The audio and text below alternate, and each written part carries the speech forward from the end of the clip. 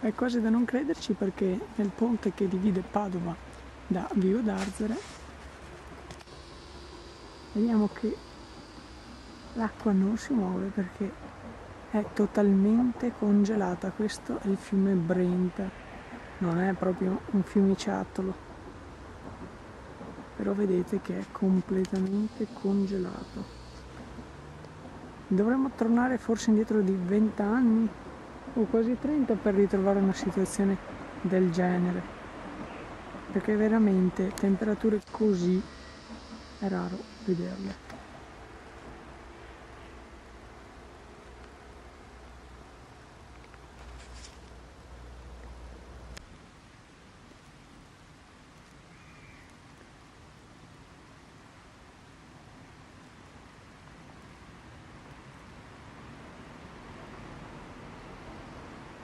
Come potete vedere, questi tronchi alla base del ponte sono completamente cristallizzati all'interno dell'acqua congelata.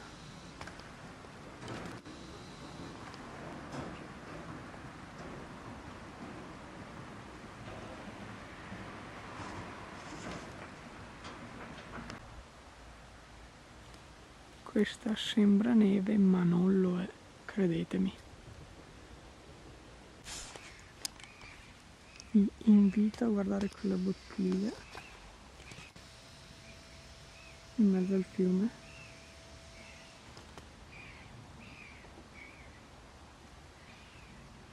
Pare sospesa.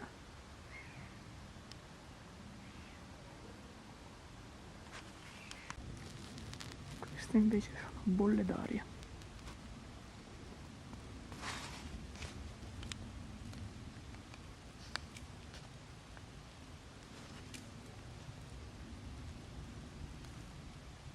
Si dice Barciano nel Padova.